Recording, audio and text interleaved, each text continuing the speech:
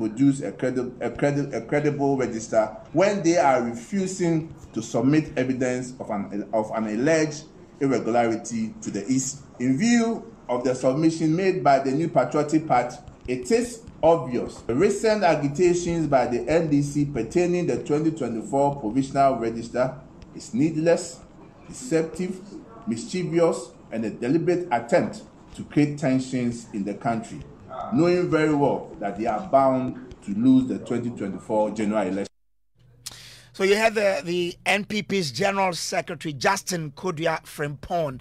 My colleague, Carlos Kaloni, just returned from this news conference, and he joins me in studio with more on this particular development. And Carlos, the NPP has been attacking the claims of the NDC. What exactly did the General Secretary say regarding the NDC's ability to provide proof of their claims on the register? Well, Brace, so Mr. Kodua actually cited several examples, including the 2020 presidential election petition to reinforce his argument that the NDC has consistently failed to provide evidence to support its claims regarding electoral figures. He actually presented a clip from the 2020 presidential election, among others, from the Supreme Court, featuring the national chairman of the NDC, Johnson Asiedu Nketia, as somebody who is not able to, put figures out when they make these allegations. So you can take a listen. When the NDC finally had their day in court, their current national chairman, who was at that time the general secretary of their party, could not tell the Supreme Court the total votes that were amassed by the NDC and the total valid votes that were cast during the elections. And here is a video of Mr. Asiedu Nketia. My Lord, when we discovered this discrepancy, it was difficult to even know which figures are. You don't know. You just answer. You don't know. I don't have them here. Okay, there's the last one.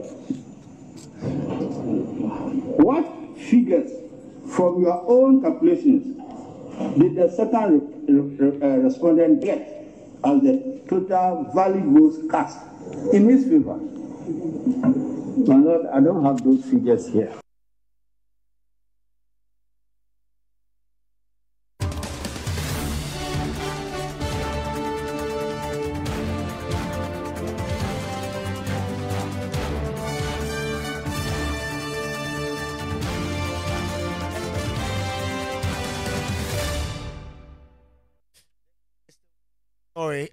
Brought to you by Telecel Connecting Energies and Holy Insecticide Spray and Coil. Enjoy a holy sleep. So, Carlos, we had the Asiedu Nketia, and this is referencing what he's been saying in the past, right? Yes.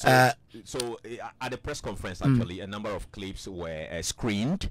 We saw Sammy Gyamfi, we saw other party officials who actually made certain claims at the time, but according to Justin Kodua, they were not able to substantiate those claims, and so he's trying to link those claims to the fresh one that they are making now, which he believes that the NDC will not have the capacity to buttress its claims regarding the the issues they have with the register.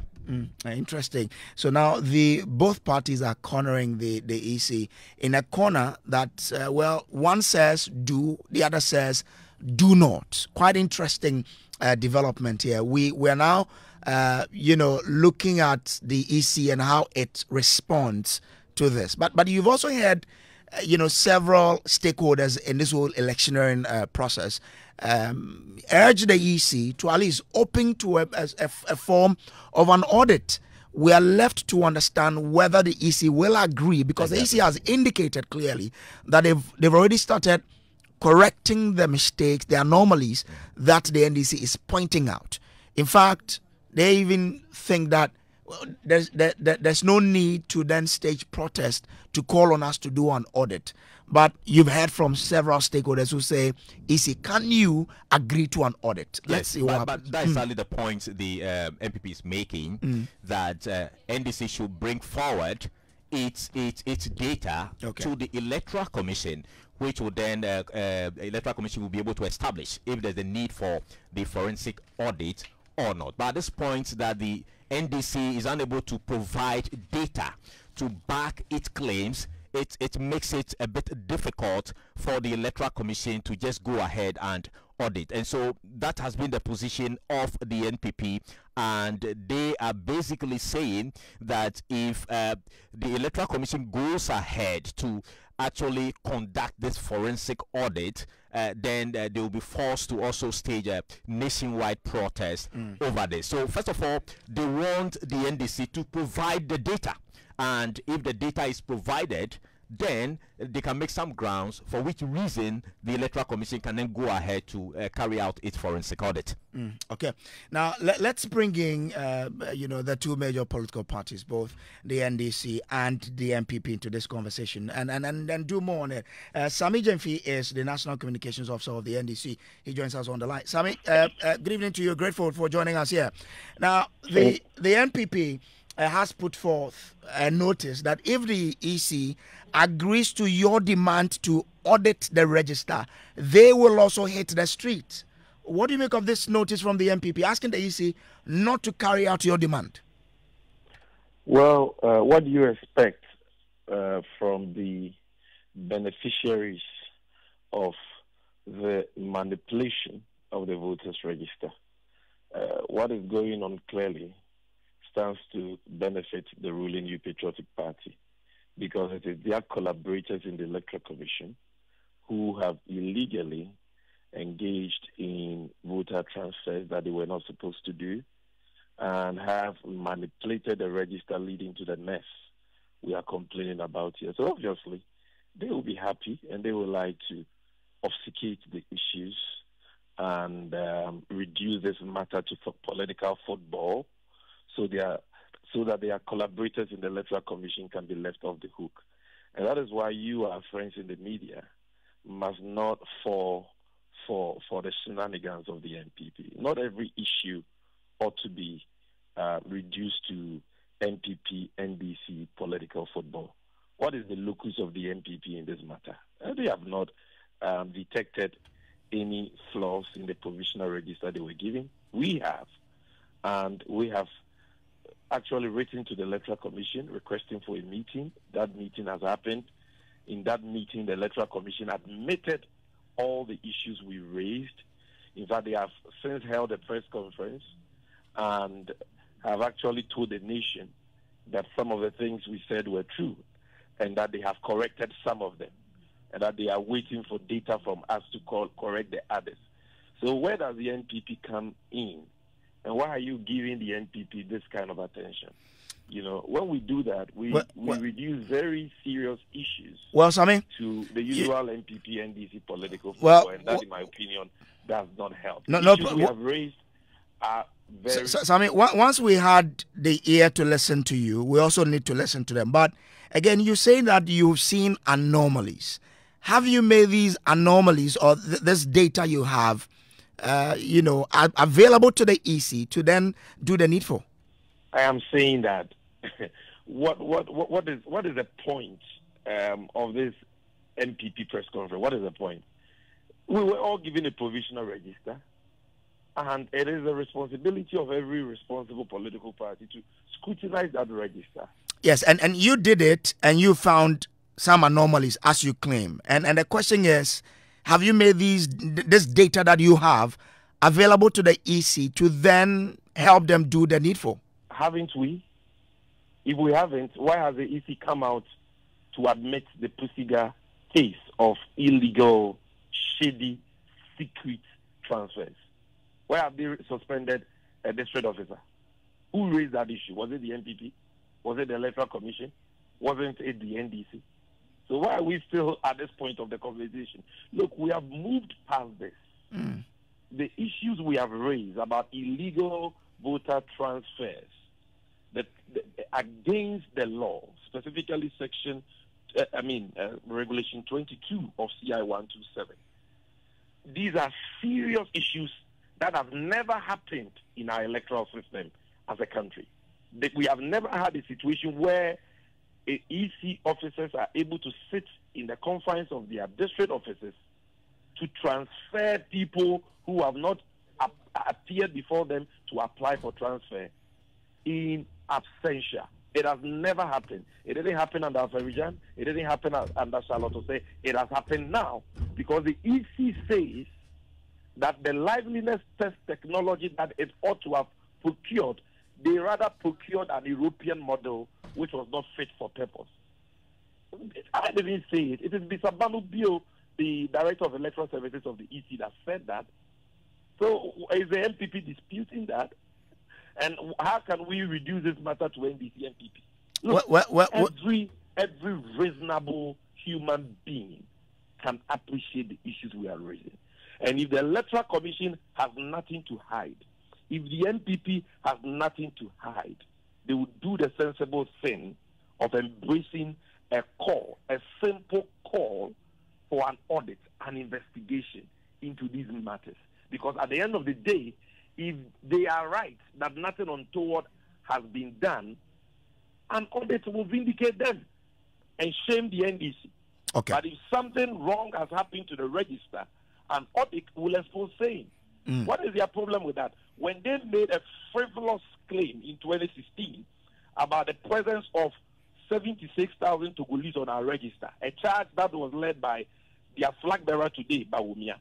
That's as frivolous as that. But Sammy, they presented data to back their claims then. What data? What data did they put? We all saw it. We all saw the data, the pictures, the names they put out there. The VCRAC CRAP committee that probed the matter established them to be false.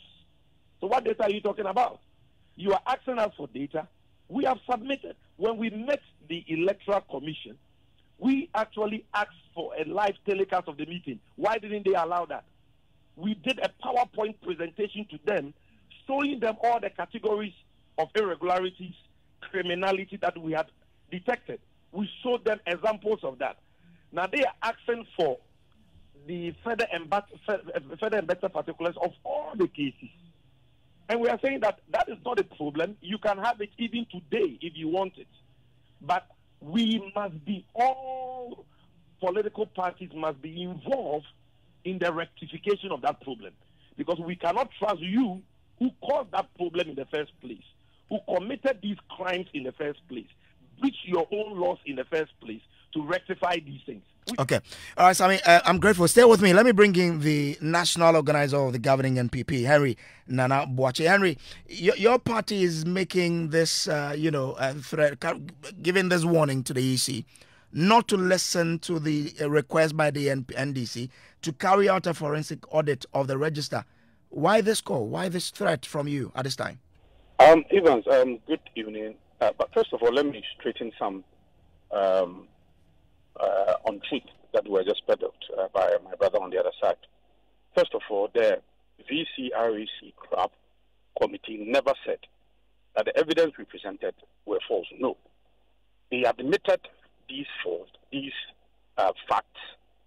But however, they said that it is not widespread enough to call for a new register, because we presented evidence to the effect that there were some people who were on the Togolese electoral register and then also found their names on the Ghanaian register. But then they said that no, it was not widespread enough. So it is not true, it is false for anybody to hold this view that the VRC CRAP dismissed all the evidence we put before them. It is never true. But however, they said that we can use the inherent mechanism within the processes of the Electoral Commission, that is the exhibition, to correct all of these flaws. They said that. Okay, now back to your question. You see, you kept asking a simple question. You claim that there are allegedly some over 240,000 illegal transfers. And if you think that even if 5,000 illegal transfers occurred, you think the noises we are hearing will be coming from only the NDC? No, it will be coming from the affected people. Because for us in the New Patriotic Party, we generated a short code. It was at no fee. The NDC, I'm told, also generated same. And then the Electoral Commission also generated same at a fee. So you think that if we, even at a point, had 5,000 or even less, 2,000 illegal transfers. We think that these unwholesome noise that we are hearing from the NDC will be coming from them, not the affected people. They don't have any evidence. They don't have, they just, it's a destructive attitude. And again, the Electoral Commission is mandated by law to put together the voters register.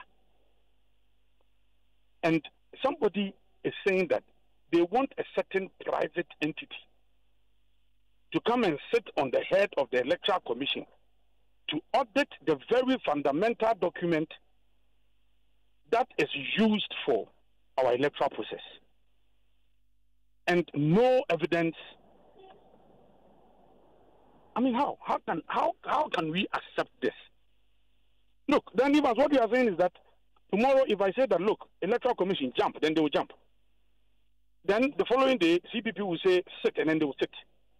So because NDC sits, and you see, we should also make this point clear.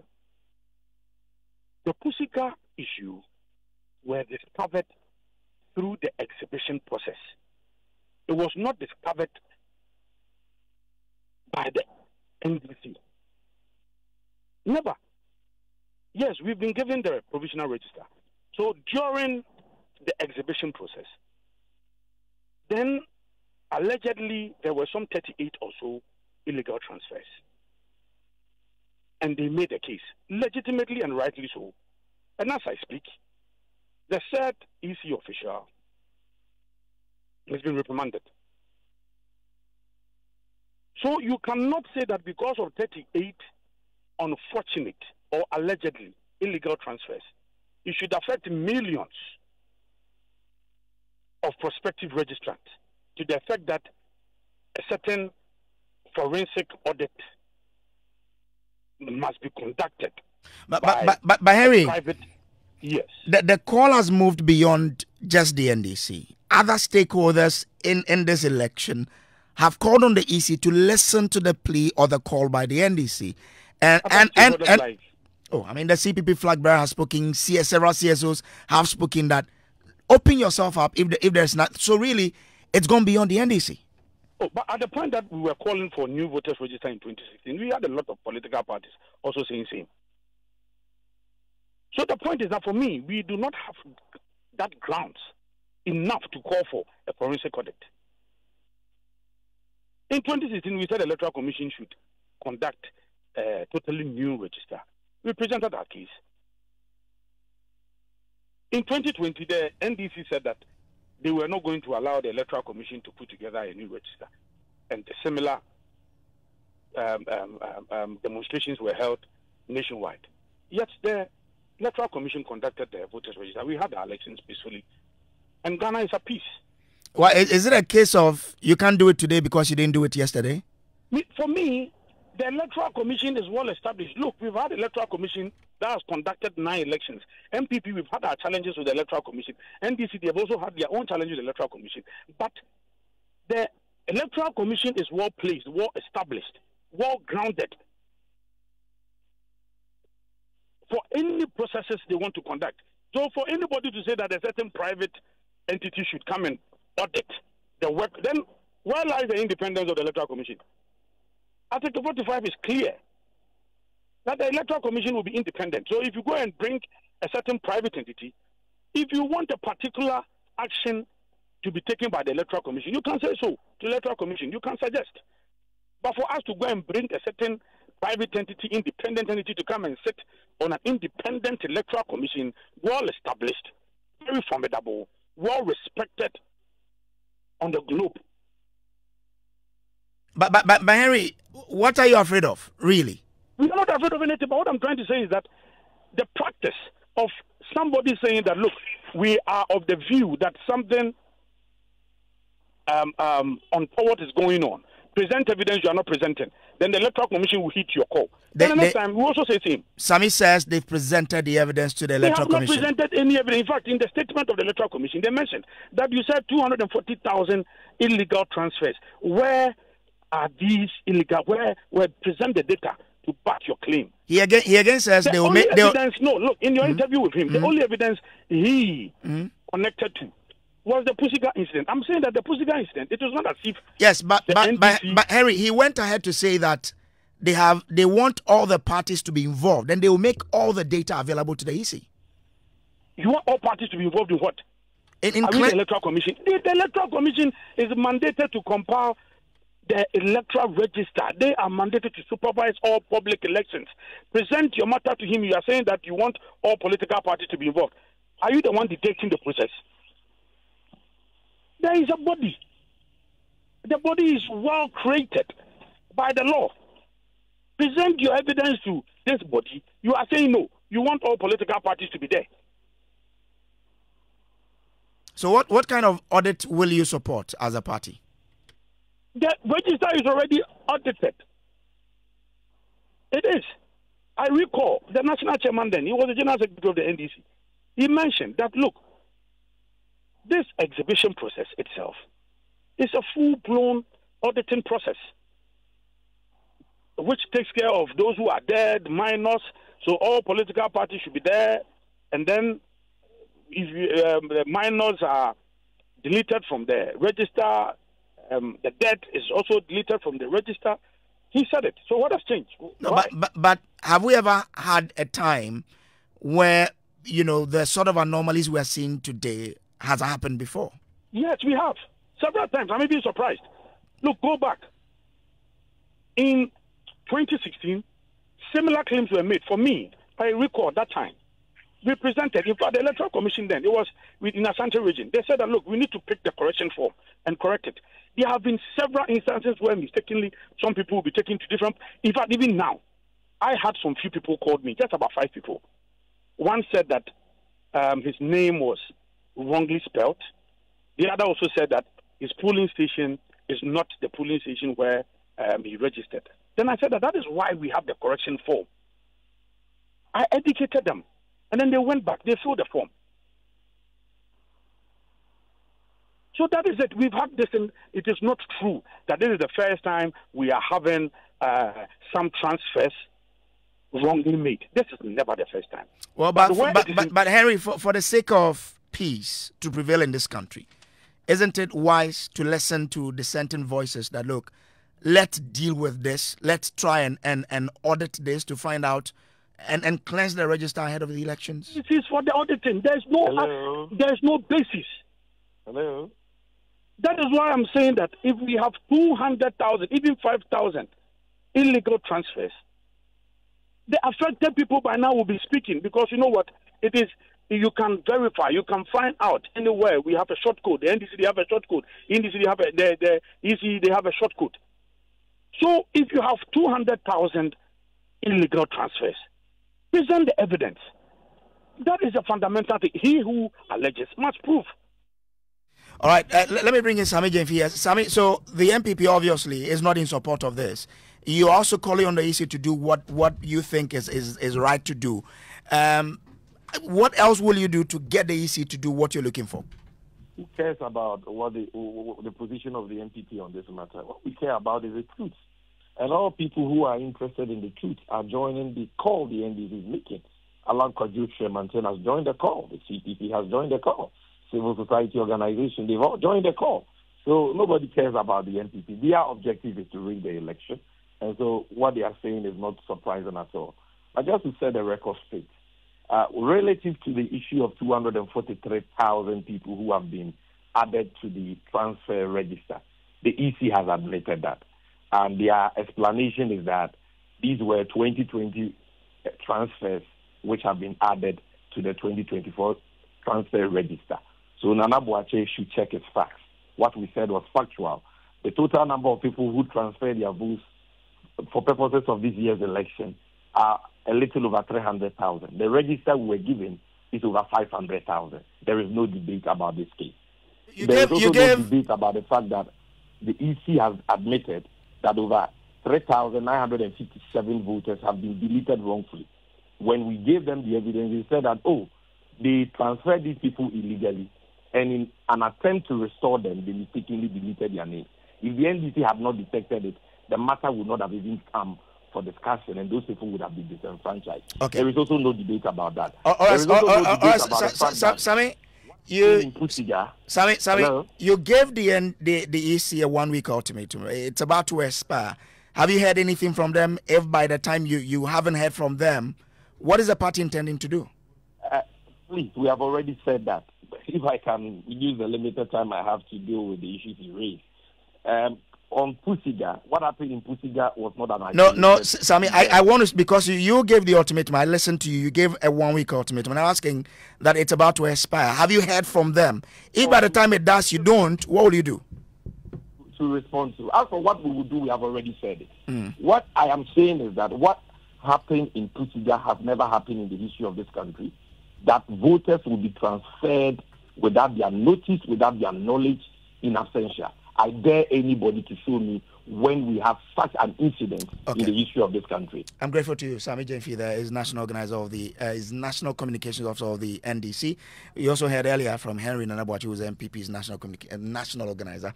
This has been Top Story, thanks to Telecel and Holy Insecticide Spraying Coil. Up next is Newsnight. It's 79 days to the 2024 presidential and parliamentary elections. Good evening and welcome to Newsnight.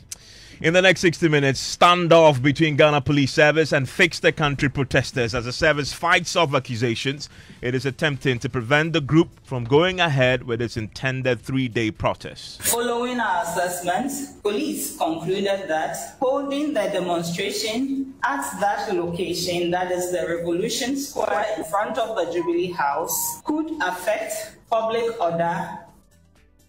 Meanwhile, the protesters are standing their ground, insisting they will only demonstrate opposite the Jubilee House or at the site of the National Cathedral as they demand an urgent meeting with the police. We have written to the police and we said to them that we are requesting for them to have an urgent crisis meeting tomorrow morning. We are waiting to hear back from them. Because now if they insist that it is not possible to do this, the alternative proposal is to have an excursion at the grounds of where was proposed to be the site of the National Cathedral. In a No to Galamsey campaign, the Ghana Veterinary Association is tonight warning that illegal mining activities will lead to animal mutations, which result in the emergence of new, potentially more deadly diseases like Ebola. Stay with us for that. Also tonight, Minority demands full-scale audit of energy sector, alleging gross mismanagement of the sector, which has piled up more than $2 billion in debt. The energy sector debt alone, based on our rough estimates, is more than $2 billion as we speak. We therefore call for a full audit of the entire energy sector so that we would have a fair and firm appreciation of the state of indebtedness. We have the latest, plus your warning of an imminent collapse of the energy sector. Clearly, the sector is suffocating. The energy sector is choking. The energy sector is crumbling. The energy sector is collapsing. This government has been sleeping on the job. Business banks insist measures are being instituted to deal with the surge in fraud cases in the sector. And in sports, Takwa Insime MC wrestles control of TNA Stadium from the National Sports Authority, accusing them of mismanaging the facility. And later, TEO becomes the latest body to join the Senior Staff Association of Tertiary Institutions in the industrial action to force the employers to pay up the allowances. Student account office, and I urgently need some assistance and they are not there, so I'm going back to Kaswa. I just realized they're on strike and I would have to complete my payments if I can register for my courses. We'll hear from the National Labour Commission, plus your comments here on Newsnight 05511119997. We have details for you right after this. You're so live here on Newsnight. It's on Joy 99.7 FM. Send us a WhatsApp 05511119997, and later we'll let you in on the joy that greeted Joy News Impact Makers Award honoree in health and social welfare when he returned home to present his award. And I'm not surprised that Heaven of Love was judged as winner on social service. They have impacted so much in my district. stay with us for that. But now, though, the Ghana Police Service is on a collision course with Democracy Hub organizers of the Fix the Country protest, who are set to embark on a 3-day protest starting Saturday. The police on Wednesday secured an injunction against the protest, but backtracked later in the evening, saying it was going to provide security for the protest. In the last few hours, we have been hearing from the police who've been explaining why exactly they had to go to court to get the injunction. According to the Director of Public Affairs at the Ghana Police Service, ACP Grace Akrofi-Ansah, they cannot allow the protest to happen at the Revolution Square, which is directly opposite the seat of the presidency, Jubilee House.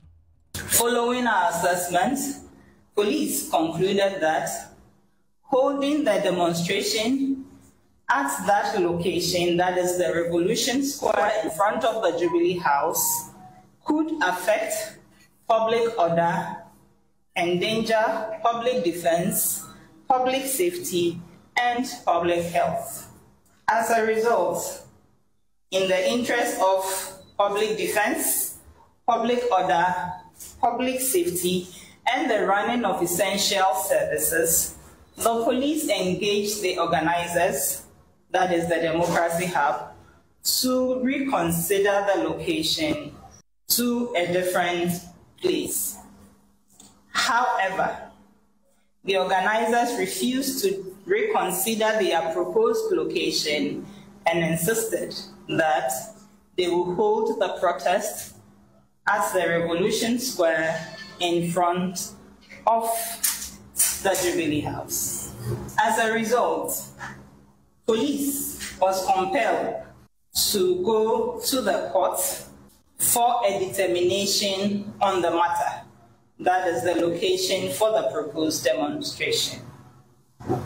Yesterday, 18 September 2024, the High Court granted an order to prohibit Democracy Hub from proceeding with the demonstration on the 21st to 23rd September at the Revolution Square. The Ghana Police Service has not stopped Democracy Hub from embarking on a demonstration from 21st to 23rd September as is going around. She says the police is ready to engage. So the law enjoins police to use all reasonable legal means possible to restrain them. But we are sure we wouldn't have to come to that because we are engaging with the organizers, and we are hopeful that a good compromise will be reached to enable them to their protest and to enable police also perform our mandate of providing security, law and order. The last one was something to the effect that what if they claim they've not seen the letter? I don't think they will claim they haven't seen a letter. They have seen. So I am not privy to that, so I will stay out of that. But we are sure we will engage with them, and whatever the outcome is, we will communicate saying. Well, so that's Grace Akrofi there with the police public affairs department. So, Evans, earlier today, we're yet to hear actually from the conveners of this particular demonstration, as Democracy Hub, the Fix the Country movement, on this latest development, at least the clarification we are getting from the police. But you know, earlier there was this video that's been trending about some men swimming in this pool. Is it the biggest pool in Accra, in the center of Accra? That's the cathedral site. But the gentleman whom the police believes was the one that actually gave them that entrance or that access by pulling down the fence wall that was put around this particular, the cathedral site. There's a statement in that regard from the Democracy Hub following the arrest of this particular person, and he says we've just been informed that our colleague Ralph St. Williams, known widely as Fellow Ghanaians, has been arrested at Kotoka International Airport while en route to Kumasi from a mobilization activities in preparation for Saturday's Say No to Galamsey protest organized by Democracy Hub. So it says it appears that Ralph's arrest stems from his peaceful participation in Tuesday's Enough is Enough demonstration, where he highlighted government mismanagement by opening the National Cathedral pitch, a site that has already cost Ghana $58 million. So at least they're admitting that indeed this particular action occurred, but they are strongly condemning this act and demand Ralph's immediate release. Furthermore, they are also insisting on an official apology from the authorities for this blatant attempt to silence critical voices, and they will be sending a formal petition to the IGP to address the situation, they say. Also today, on the back and forth over the protest itself, we've been hearing from Democracy Hub and Fix the Country convener Oliver Baka Vomawa, who insists the police is simply abusing the laws regarding protests. And if the police want to take any steps, they are required to apply for an injunction on notice so that we will both go before a judge, explain an alternative perspectives to a judge for a judge to issue a proper injunction. Now, you wait 2 days before a demonstration and apparently they've gotten to go for an ex parte injunction. Remind yourselves that the very first Fix the Country demonstration, they did the same thing. And we allowed them, we went all the way to the Supreme Court, and the Supreme Court quashed that injunction. We are back here again, tolerating misconduct and disrespect for our Constitution. Well, our role and our only way forward for us is that we would abide by the law and the Constitution. Which it means? Is for the police hierarchy to determine whether or not they want to be bound by law. It is not our job to teach the police how to do. We can't. How are we even going about that? You abide by the law, which means? We would abide by the law, which is that the Constitution protects the rights of people to gather in this manner, and that others that are made outside of the Constitution are null and void as they are. That's our understanding of the law. And if they disagree, they can act unconstitutionally, and then we have the courts to be able to advise us, all of us, in the interest of the preservation of our democracy. That's all we're asking for. We have written to the police and we said to them that we are requesting for them to have an urgent crisis meeting tomorrow morning. We are waiting to hear back from them, because all we keep hearing is on media. They are playing to the media gallery. Like, we want them to speak to us. Now, if they insist that it is not possible to do this, where the alternative proposal is to have an excursion at the grounds of where was proposed to be the site of the National Cathedral, so that people can gather there. So we'll have the alternatives before them, and they can advise us on what is the best approach they want to go forward to. That may lead to an arrest, as happened the other time. Well, you know that happened the last time. They came back to come and deny the arrest, and that they knew that they acted unconstitutionally and illegally. We don't anticipate that in following the Constitution that other institutions will act unlawfully. Bakavomo were there. At the heart of this whole protest is the campaign against illegal mining. And we've been hearing today from an association that is warning of mutations because of illegal mining. Tell us more. Exactly, Evans. And so in that statement, they begin by actually condemning what they describe as barbaric, backward, and insensitive activities, which seem to be the order of the day in many parts of the country. They are wading into this because, like you said, they say that whilst we start eroding the gains made when it comes to the water bodies and forest reserves, they are also threatening food security and sustainable economic growth in the long term. It says the ecosystems services, including food, pollination, water purification, ecotourism, medical resources, cultural heritage, etc. And that, of course, we obtain from biodiversity, especially wildlife, both terrestrial and aquatic species, including plants and their habitats, are enormous and are so important that the continuous destruction of them will come back to hurt us and our unborn generation in the long run. And says a country that taunts itself as the gateway to Africa and a cocoa and timber production hub should not be seen to be condoning such illegal activities that are depleting these important resources that have sustained the economy and prosperity of this country for several decades. And in a country where we like wildlife as part of our meal and a part of our protein, they have a warning for all of us. As forests are cleared for agriculture, mining, and human settlement, people encroach into previously undisturbed wildlife habitats. Now, they say that this increased proximity facilitates disease transmission from wild animals to humans, as seen as diseases like Ebola, HIV, and COVID-19, which are believed to have originated from wildlife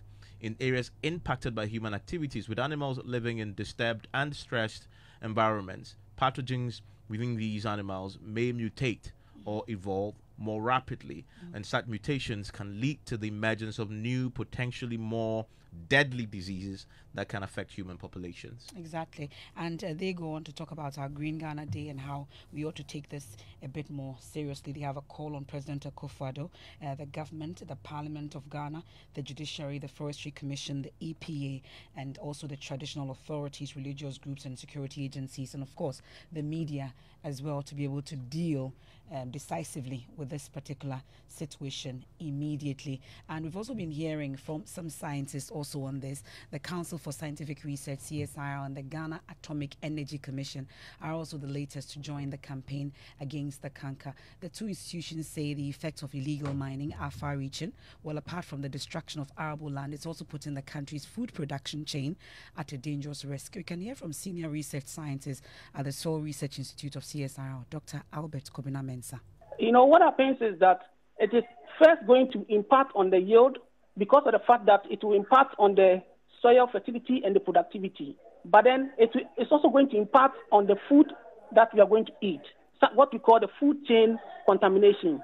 Mercury is one of the major elements that is used in the extraction of the gold in the small-scale mining sector. They handle the mercury haphazardly. It sort of washes down into the available soil. Now, research has shown that when the soil is contaminated with heavy metal, it concomitantly tends to accumulate in the food chain. This metal mercury accumulates in the fishes, and they make the fishes become magnified or biomagnified. Then now when human beings go and buy this particular fish, it also, the human beings get the effect from this toxic element. It is going to affect the fertility and the yield. And they are also demanding a list of actions from government to stamp out illegal mining. Why do we say a temporal ban? In our release, we talk about a ban that is temporarily. Then whilst we take measures to make sure that things are done in clean or in a cleaner production, is it not surprising that we sort of give percentage of lands in a forest reserve for mining? How? Like, assuming we don't even know the implications, but how on earth do we sign an LI that sort of allows people to mine in the forest?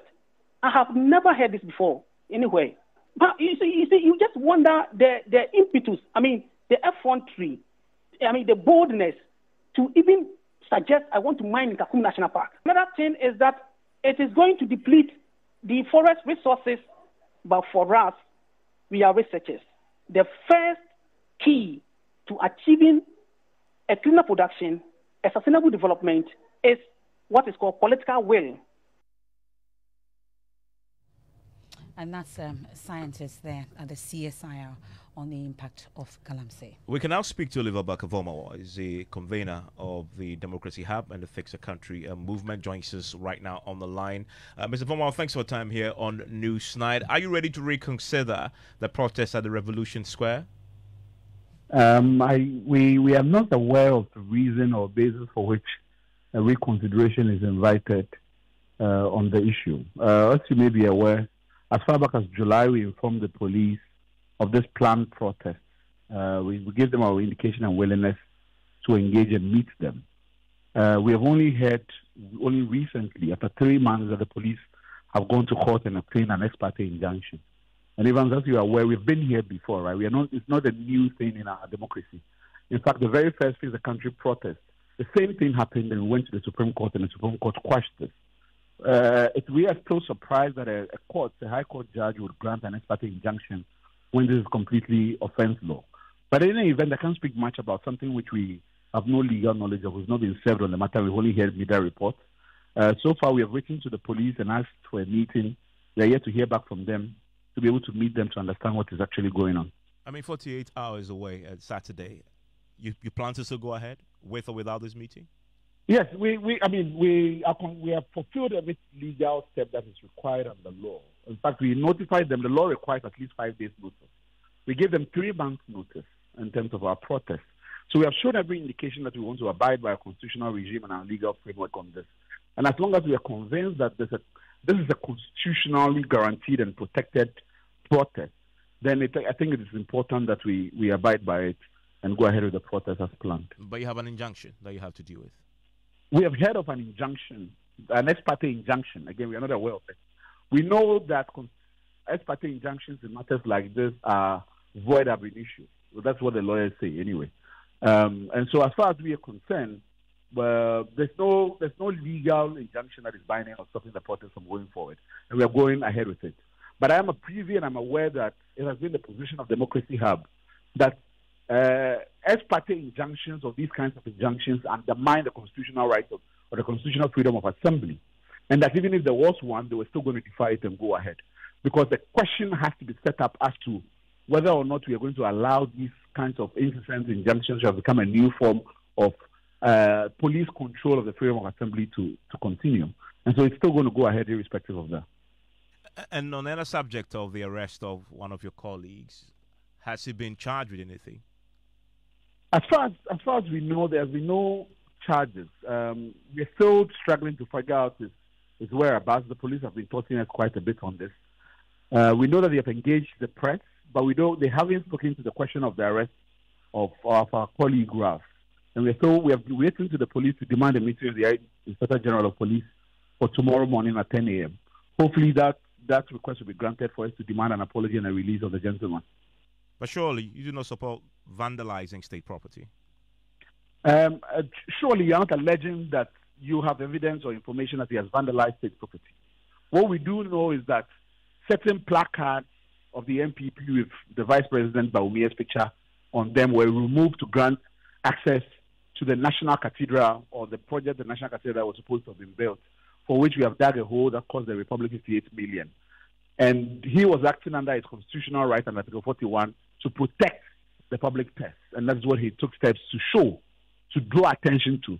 Surely you understand that form of protest that invites people and ridiculizes or brings officials to scrutiny. The instrumentality of the law to use language like vandalizing, I don't know what the state property is. Is it the fact that people were swimming in the pit that has been dug? That's what is vandalizing. I'm not so sure. But then again, as a lawyer, I can only wait to see what evidence the police have. I mean, from what I read on the post that we shared, he broke a cordon, an official police cordon, which, as you know, offends the public or the art, which the police is citing as a basis for his arrest. Oh, so the police have spoken to you then on this. We are not aware, in fact. What we do know that there's no official police cordon, and the cordon is not state property. And to go into a place that has been cordoned is not a distraction of state property. I think this word should not be used in a way that suggests that there was some act of vandalism or all kinds of words which are familiar in police states that are used to repress rights, right? The person gave access to people who went to ridicule the government by going to swim in the pit. That is what has happened here.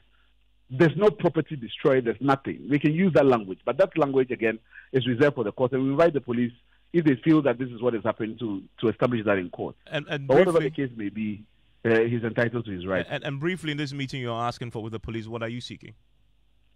Well, one of the things that we have been consistently concerned about, from last year till now, the police have obtained at least 5 injunctions against the country in any form. We do not understand why everybody else in this country is entitled to protest by young people who want to mobilize.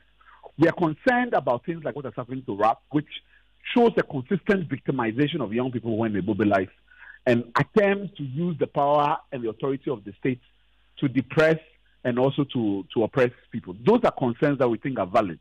And the way in which law enforcement is exercised to our disadvantage is something that we want to press them on. Thank you, Oliver Bakavomo. He is a convener of the Fix the Country, and they're planning on protesting on Saturday. So live here on Newsnight, enjoy 99.7 FM. I will be sharing your thoughts with the rest of the world pretty shortly. 055-11-11997. Now, tonight, Evans, a minority is demanding a full-scale audit of the entire energy sector to reveal to the extent of its challenges that we're faced with. We've been serializing a PURC statement or a letter that was written to the presidency and copied some ministers of state about the imminent collapse of the sector. At least they've been focusing on ECG, the cash waterfall mechanism, and all the issues that have come up, and whether privatization or partial privatization is the way to go when it comes to the Electricity Company of Ghana. Thankfully, the minority spokesperson on energy, John Jinapo, joins us in studio. He's just finished with us on Pi FM, and then he's been accosted. You're welcome to Newsnight. Okay, so really, you are demanding a full-scale audit of the entire energy sector, not just ECG. What exactly are you looking for? Yes, because when you look at the entire energy sector, aside ECG's imminent collapse and losses, don't forget the latest ECG financial statement shows a loss of more than 10 billion cedis. In the upstream oil sector, our oil production is declining at an alarming rate.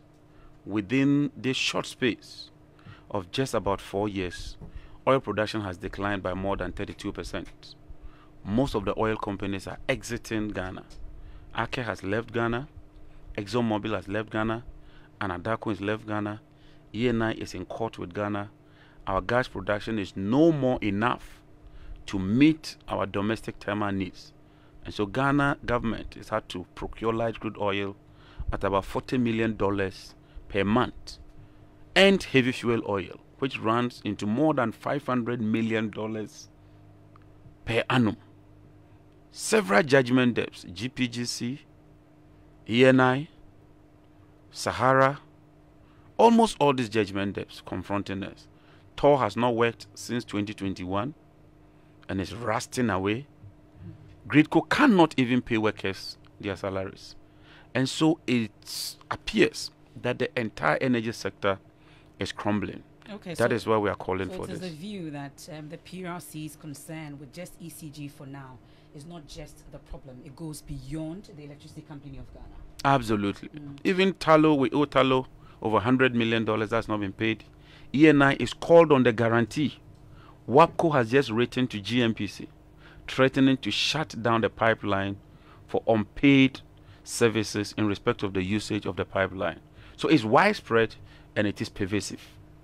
And the PRC in that communication, at least to the government, amongst others, was asking for a comprehensive look at the situation, at least with the Electricity Company of Ghana, and whether we should now look towards privatization, maybe partial or total. Is that the way to go for you? If you recall, during our time, we dedicated $500 million from the Millennium Challenge Corporation to inject in the energy sector. And we wanted a private sector participation in the form of a concession, not an outright sale. We had made significant progress, but when the Akufo-Addo government took over, they changed the whole process, brought in their own close relatives. The vice president watered down the bank guarantee to an insurance guarantee and changed the condition precedent to condition subsequent.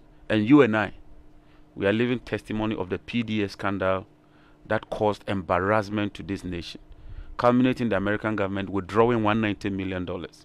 And so we've always held the view that you need the private sector participation in ECG, just as the PRC is saying. But it ought to be done in a transparent manner, in a fair manner, with the KPIs that we are talking about, and eventually reduce the aggregate technical and commercial losses. It was at 22, now it's risen to over 30%. And he cited some countries. They are doing 98% collection. ECG is doing less than 50%. That is unacceptable. On a scale of 0 to 10, at least we've seen the PURC and the concerns they've raised. How bad is the situation? At least you are extending it to the entire energy sector. How bad is it? My dear, it's really bad. It's really bad. And my worry is that if nothing is done, the sector would indeed collapse. On the back of the envelope, our analysis, rough estimate shows that you need about $2 billion in order to pay for energy sector related debt. Even though EXLA has accrued over $40 billion to this government, the legacy debt is kept increasing because they were able to ring fence only $6 billion. The remaining $4 billion has compounded to about $12 billion. And so it's really, really, really serious. And we are at a tipping point. If nothing is done urgently to reverse or arrest the situation, one day the entire system will collapse. We're grateful. And that's John Jinapo, Thank you. spokesperson, minority spokesperson on energy, joining us in the studios on this. We can now speak to Dr. Nii Darko Asante, a former board member of the PURC, joins us with his own thoughts on this. Doc, thanks for your time here on Newsnight. Do you support this call for an audit of the entire energy sector? Good evening, and thank you for that. I have no objection to an audit, but I guess there's a lot we already know that we can act on, and I guess we need to act on the information we have, even as if we need to do an audit, we conduct that audit. You listen to the facts and you listen to the minority, and it's a lot of doom and gloom. Is it that bad? It's probably worse than you all think. I mean, we've been heading this way for years, and it's just finally happening. The facts are what they are. If you have any company that can collect or can have revenues which are less than 50% of its costs, just think about that. Revenue less than 50% of your costs, and you call that a business, you call that viable. There's no business in the world that can survive on less than 50% of its cost as revenue. That company is essentially insolvent from day one. It's just that government has been pumping taxpayers' money into it for years, and now, obviously, we are in debt. We can't do it anymore. That's why we are where we are. Privatization? Well, privatization doesn't solve the problem. If we privatize and whoever takes it over continues to do what ECG is doing, of course nothing changes. The reason why we often say that privatization can solve the problem is that normally a private sector person will seek to make a profit and therefore will make sure he collects at least close to the 98% of the revenue that he needs. But for as long as we tolerate managers who collect less than 50%, year on year on year, private, public, whatever, a disaster. So the main thing is that we need managers who will do what is necessary to make the company solvent. Dr. Nii Darko Asante, thank you very much. As a former board member of the PURC, still listening to News 90 is on Joy 99.7 FM. And George Yafe is joining me with business. Hello, George. Hi, Evans. And coming up in business, the banks are giving assurance that measures are being instituted to deal with the surge in fraud cases in the sector. And government promises to continue with programs aimed at growing the economy after the second quarter growth numbers reached 6.9%. The business news on Newsnight is brought to you by MTN Business. Welcome to the new world of business.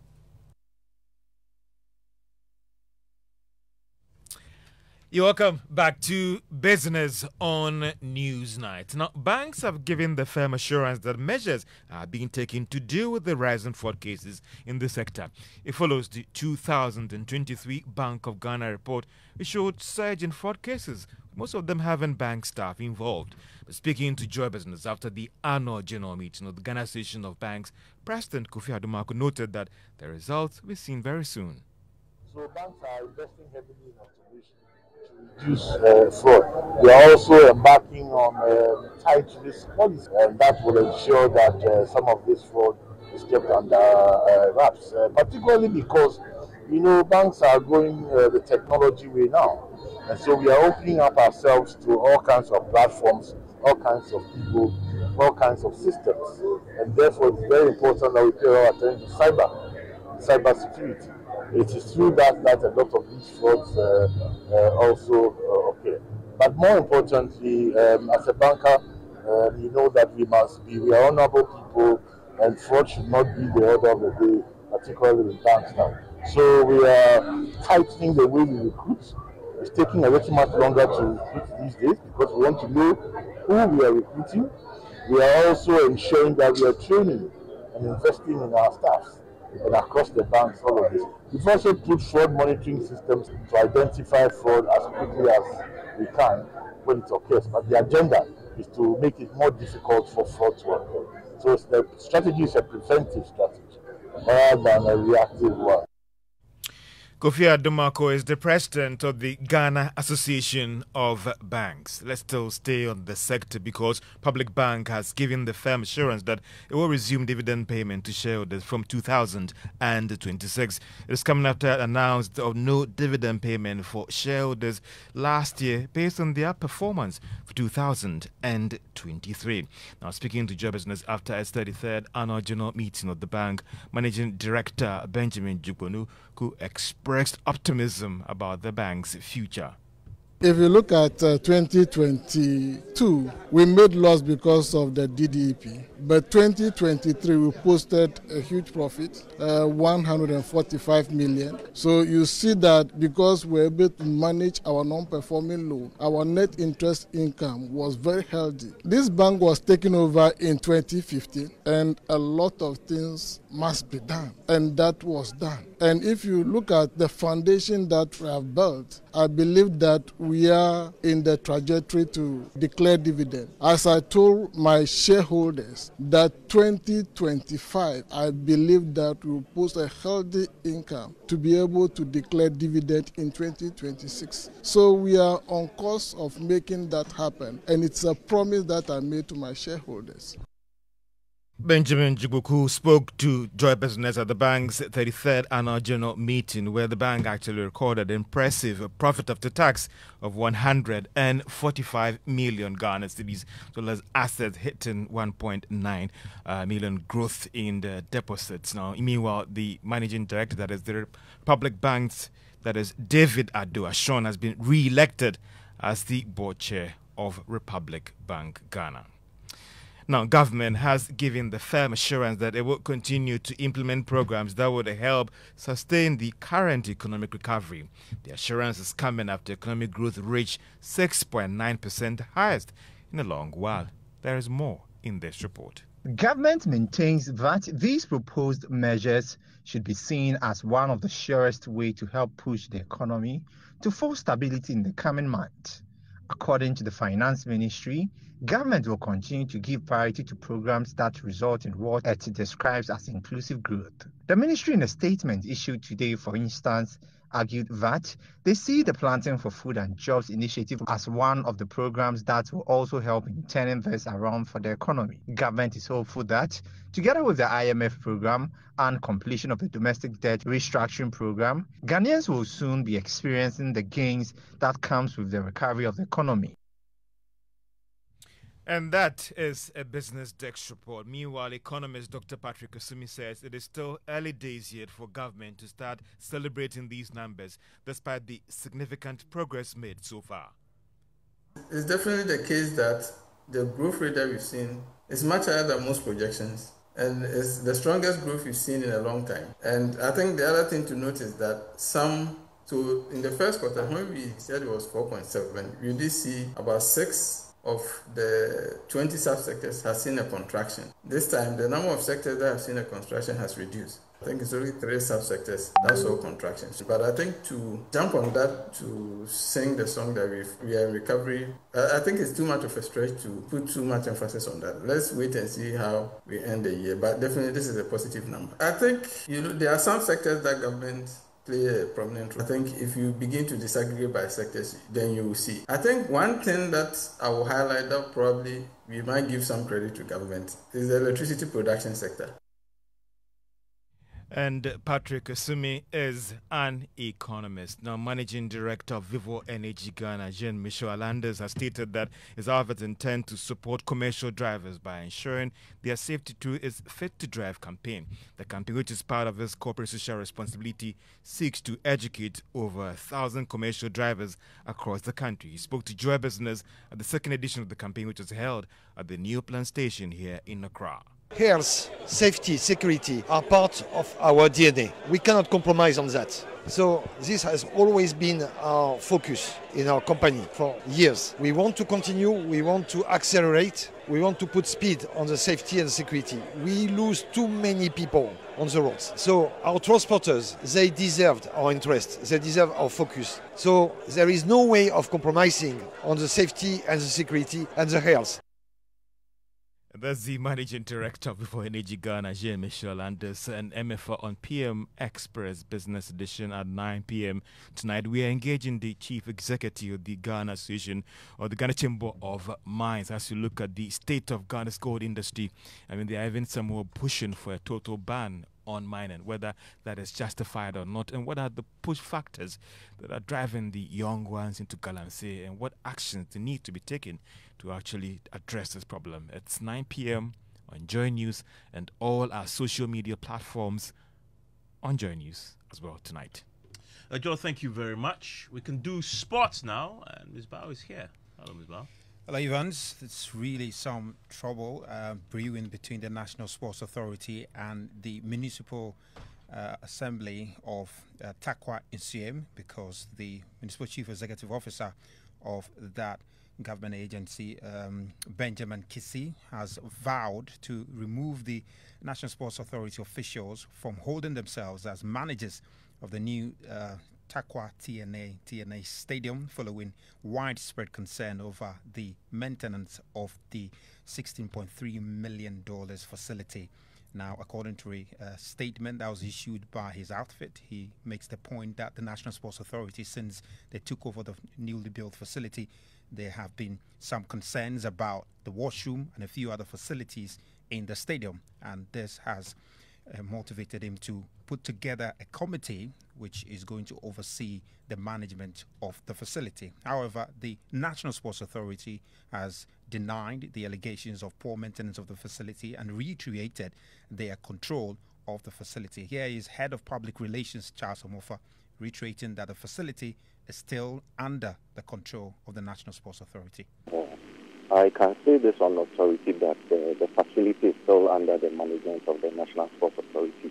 And so it's a surprise to us that, the MTU is saying that they are taking over the management of the facility.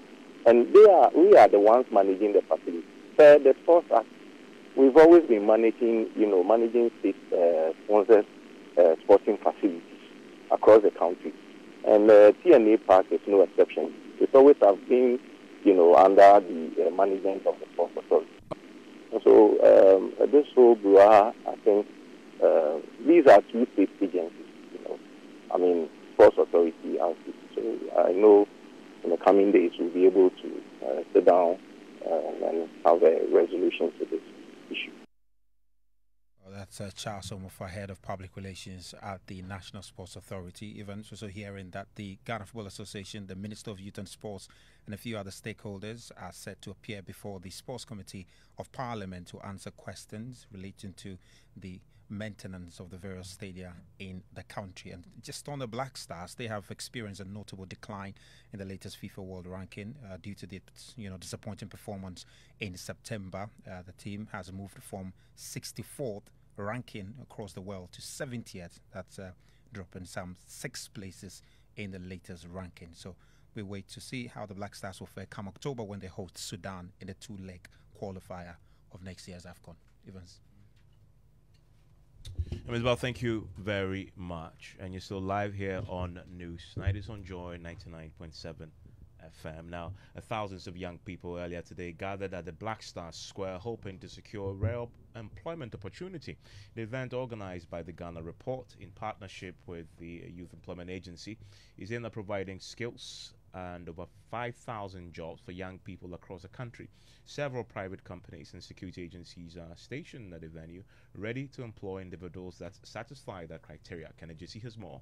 The fair, according to organizers, serves as a significant platform for equipping young Ghanaians with both skills and job opportunities across various sectors. It brings together a diverse array of private companies and security agencies, each stationed at the venue to evaluate and recruit individuals who meet their specific criteria. CEO of the Ghana Report, Rashida Sani, was hopeful the fair will help reduce the unemployment rate among the youth when it concludes next month. It's going to be devoid of protocol lists. This is what we're trying to cut. The usual protocol list, you hear that there are no jobs, yet you find people in organizations at all times. How do they find themselves in there? protocol list. And this is what we are walking away from by ensuring that we bring average, ordinary Ghanaians who do not have ankles to call heads of institutions to come here and gain employment meritoriously. Deputy CEO of the Youth Employment Agency, Ibrahim Bashiru, indicated his outfit's commitment to creating jobs for young people, hence the partnership to organize this fair. It's a very robust platform, devoid of politics, devoid of protocol. Once you come here and you assess yourself and look at the area that you are interested and you have the needed skills, you are given the opportunity to do your job. Some of the young job seekers who were presented with work equipment expressed their gratitude. I'm so happy to get this machine.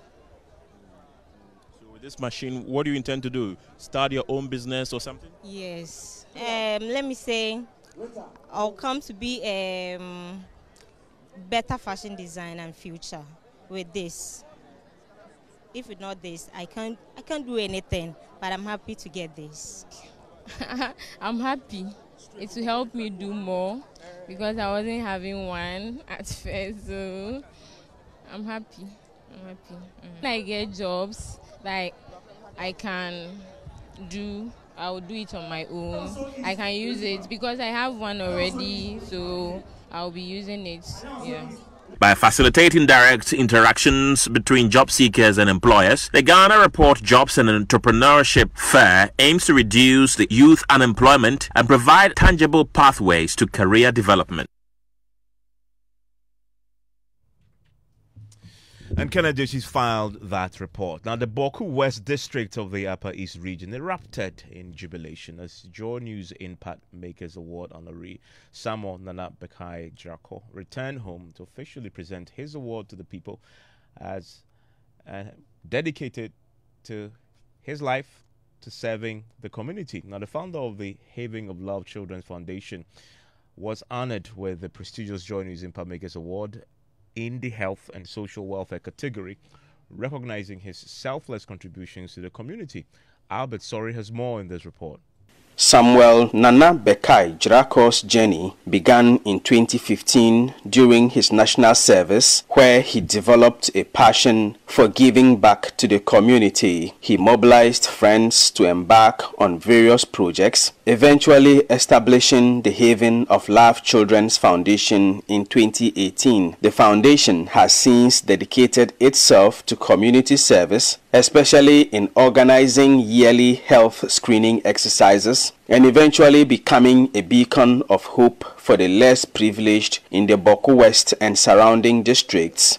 Samuel was nominated for the Joy News Impact Makers Awards and in June this year was honored in the health and social welfare category at the awards ceremony. He has finally returned home to Zebila to officially present the award before the people he has served through the Haven of Love Children's Foundation. Daniel Anania Atampuba is the district chief executive for Boku West. And I'm not surprised that Haven of Love was judged as winner on social services and health because they have impacted so much in my district. Members of the community praised Samuel Nana Bekai Drako for his unwavering commitment to improving their lives. We want to tell Joy News that God will bless them for giving this opportunity to our master. He's very inspiring to me personally because when he started this foundation, we didn't know where we were going to. He said that when we have a program, he said, "Me do this," and we thought he was stressing us. We didn't know the vision that was ahead, but today I've realized what he saw. For Samuel himself, the Joy News Impact Makers Award can only spur him to do greater things for the community. With this award, the award has shown to us and has given us visibility, and we appreciate Joy Impact Makers Award team for this honor. I believe that if the young ones here have that same opportunity, we can as well get the next tech genius coming from the northern part of Ghana. The occasion was also used to call for peace in the Boku West district. For Joy News, Albert Sori, Zebila. And that's impact makers doing things in their community. Now, the district court in La has ordered police prosecutors to furnish it with a hospital report on the actual age of the O'Reilly school student accused of killing his mate, Edward Bokete Saki. Edward was killed over who had the wealthier parents. Now, in court today, Chief Inspector Paul Oseje, holding brief for the substantive prosecutor, indicated that steps have been taken to make the report ready, but asked the court for a week adjournment to make it available. But the judge, Ajua Benaso Asumedu Sechi, denied this request. She asked him to make the report available in court tomorrow, adjourning the case. But family members of the deceased are not happy. Here's his father, Enoch Bote Saki. They raised the issue concerning the age of the boy, and then the prosecutor said it has been already checked at the hospital, so they'll get a report probably today or tomorrow. So the court has adjourned to tomorrow, 1 o'clock. But the whole thing that is happening here, I'm not getting it. I'm not getting it because I can see they are not playing fair game with the family. And then if they try to do this, I don't think we'll hear good news, because justice must be done. All that we're fighting for is justice. Not that somebody have murdered my son and I'm trying to fight for justice, and then the police, I don't know what is happening. So we'll all wait for tomorrow and see the next thing that will come out. The reason why I think so, every student, when you go into school, I think the school authorities will ask for age. Your age is on your, what do you call it? Your everything. The school surely know your age. So I don't think age should be a problem here, or age should be a thing that we should struggle for. Because my son, I have his birth cert. The school have all information concerning my son. So why now they are trying to talk about age? Me, I'm not getting it.